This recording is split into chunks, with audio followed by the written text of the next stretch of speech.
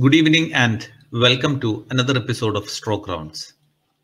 Today, we will be discussing a little bit about middle meningeal artery embolization for chronic subdural hematoma, another novel method to treat this common neurological problem.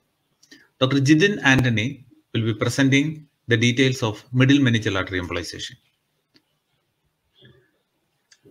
Hello and welcome to Stroke Rounds. Today we will be discussing the case of a 53-year-old male. He has coronary artery disease. He was on antiplatelet since 2017. He suffered a road traffic accident in February 2021. 3 weeks later, he developed mild weakness of left lower limb and gait unsteadiness. A CT brain was taken, which showed bilateral subdural hemorrhage. Promptly, he was decompressed. He underwent right frontal and parietal and left parietal Barhol evacuation on 15/3/2021. He was symptomatically better and he was discharged under follow-up. This is his post-Barhol evacuation CT brain.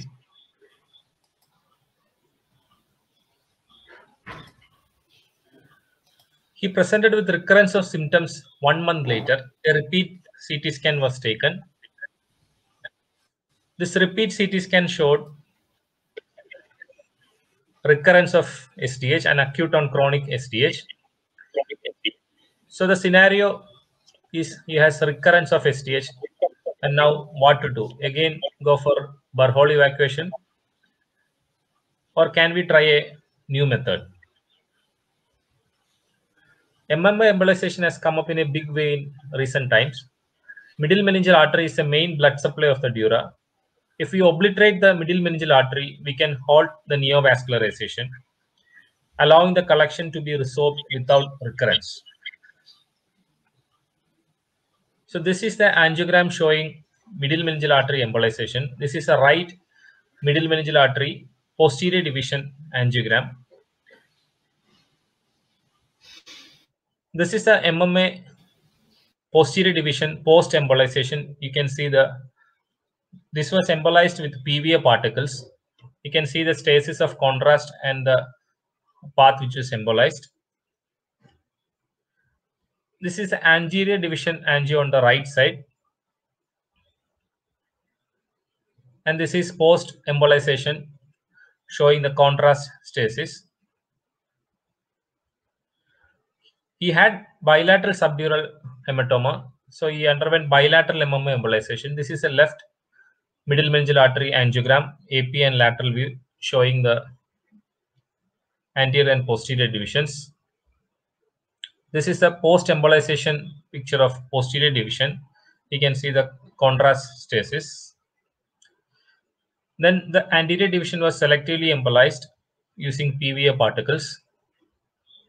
So this is a post-embolization picture. And he was followed up 2 months after MMA embolization. And you can see the subdural hematoma is beautifully resolved in the repeat CT, and there is no recurrence of symptoms. So MMA embolization gives excellent outcome. It can be combined with initial Barhol evacuation. So it deals with the pathophysiology in the best possible manner. It is suitable even in very sick patients, elderly, and patients on anticoagulation and antiplatelets. So recently there are a lot of articles, and this is one of the good articles. They have experience of 151 cases.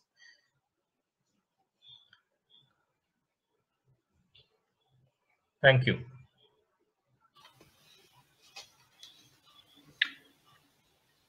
Recurrence after subdural hematoma evacuation is not that uncommon.